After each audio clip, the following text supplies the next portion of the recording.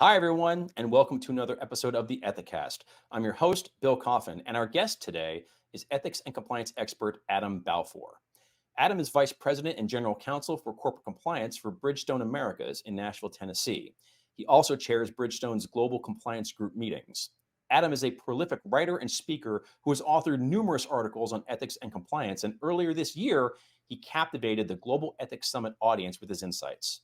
Now he has published his first book, Ethics and Compliance for Humans, which is an insightful call for organizations to design and implement human-centric ethics and compliance programs that employees will find to be relatable, relevant, engaging, and useful. We're going to talk about that today. Adam, welcome to the show. Thanks, Bill. I'm really looking forward to our conversation. So I'm always excited to speak with fellow authors because writing a book is no small thing. It lives in your head for a while, and usually it's about something that's been in your head for even longer than that. So can you talk about what inspired you to write Ethics and Compliance for Humans, and what was the writing process like for this? Yeah, no, great question. I think that captures a lot of my experience. So I always knew that I wanted to write a book. And then a few years ago, I started just posting a couple of little compliance tips on LinkedIn. And after a few weeks of this, I actually got some feedback from people of, I like your Sunday morning compliance tips. And I never really planned for it to be like a Sunday morning, but that was just, I get up early before the family's awake, have a cup of coffee, just kind of write and post them then. And so that kind of took place over a few years. And then I got in touch with Sarah Haddon at Corporate Compliance Insights. And it was actually Sarah who was the publisher with CCI Press. And so she'd been sharing my tips for the last few years with their readers. And it was about last December, we had a conversation of, I want to write a book. Like I've had this vision building. It's taken years to kind of bring the vision together and the ideas. But then actually writing it was pretty quick because I had kind of the idea, the thoughts in place. So I had a few extra vacation days and sat down and wrote most of the first draft in just a couple of days, but certainly had been in my head for a long time. Now, you make a number of insightful points about how there are real people involved in ethics and compliance decision-making, and how we tend to overlook everyday folks in favor of our fixation on CEOs and other top executives. So my question to you is, how can ethics and compliance professionals best get their various stakeholders to focus on the people who form the base of the ethics ecosystem, especially within large global organizations? Yeah, I think, that's really kind of one of the key points, I think, from the book is we've got to really take a people-centric approach to our programs. And so one of the things I like to think about is, we're trying to help our organizations with their compliance programs, but organizations, they're simply legal entities, right? We've created this structure, this idea. And so it's really, whether there's going to be liability or issues for the organization, it's not the organization or the entity acting by itself. It's really the people within that organization or who are acting on behalf of it. They're the ones who their behavior or their acts or maybe their omissions, that's what's going to determine whether or not there's compliance. And so I think that's one of the reasons we've really got to think about how we approach people in our programs. One way to do that is when you're performing like a risk assessment. It's not simply identifying the risks and then jumping to, okay, what are the standards and controls and policies, but really thinking about who are the people within your organization that can mitigate, manage, or amplify risks, and really engaging them. What do they need? What help? What support? What guidance? That's what I think makes such a huge impact, and it makes it much more effective and much more efficient. And I think you're right about, CEOs, C-suite members. Individually, they are much more significant in terms of influence than most employees. But then, you see examples, and one of them I cover in the book is about Wells Fargo from a few years ago, where it wasn't one or two individuals, it's thousands of people who are caught up in this. And so how do we connect with those people at all levels of the organization to really help them and make sure they know that compliance is not just about avoiding fines, it's there to help them and help them do their job properly. Now, as you read through the book, it becomes pretty clear that you're sort of a natural born storyteller. And I love how in this book you mentioned that the power of storytelling can really help to engage people on matters of ethics and compliance, as well as to make subject matter more memorable. And throughout the book, you mentioned some really great pop culture examples to kind of make your point. There's a great section in the back about kind of ethical questions based on examples from Star Wars, which I, as a geek, I completely love. So I guess my question to you is, what's the most recent book, show, or movie that really resonates with you as an ethics officer? Difficulty, not Ted Lasso. Oh, this is a really hard question, and so I will say one of the I do love looking at pop culture, movies, TV shows.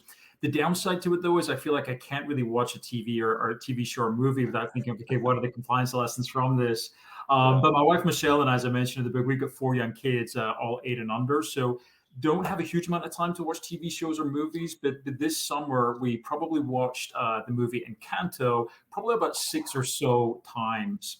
And I actually thought that movie had a couple of great points. So there's the song I think is pretty famous from the movie. We don't talk about Bruno, and Bruno is not the character that they all think he is at the beginning.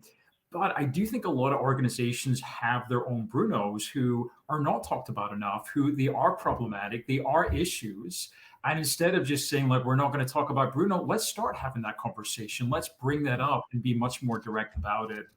The other lesson I thought from that movie was great was there's this song about surface pressure, and there's 2 concerns I have with any organization across any industry. It's pressure.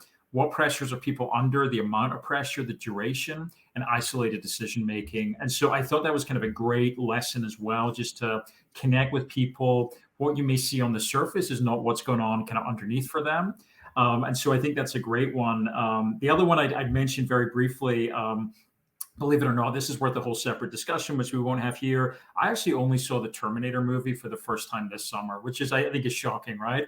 But one of the things when I know, right, that's terrible. But one of the things I thought was so shocking about that is, right, Arnold Schwarzenegger is such a leading character in that story, but says less than 100 words in the entire movie. And so I think that's something we've got to think about with our leadership in organizations, that they don't have to say a lot of words, but they can still have a huge influence and impact on organizations and the people around them, the pressures, their acts, what they're doing. So many different things you can see from different movies and TV shows. I love it. I love it.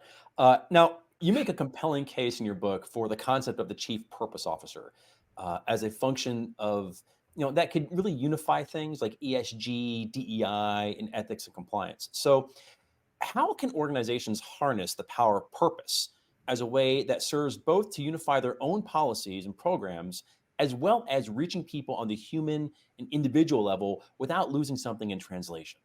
Yeah, no, it's an idea that I've been thinking about for a while, and I feel like some other people have been talking about this idea of a chief purpose officer. And so I think when you look at a lot of organizations and you look at their mission statements or their purpose statements, they're talking about integrity, they're talking about respect, innovation, communication, but those are just words, right? And so I think it's like, how do you define something that is unique to your organization? Why does your organization exist?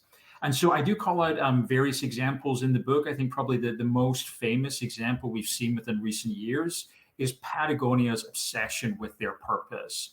I don't think they have a separate standalone chief purpose officer, but I think purpose really drives what they do. And one of the things I think this can really help within your organization is, I think when you've got a purpose statement that is genuine, it reflects what the real purpose of your organization is, and in very human terms, I think that enables your organization to operate much more efficiently and faster. You can make decisions. You can use that to assess, does this advance our purpose? It also, I think, helps people determine what are your priorities. And then also, I think in terms of engagement, if your employees feel, can they connect to the purpose of the organization? So I think it does bring together so many different areas within the organization, but I think it really gives you that clear direction that organizations really need to have to support the higher expectations they have today. Outstanding.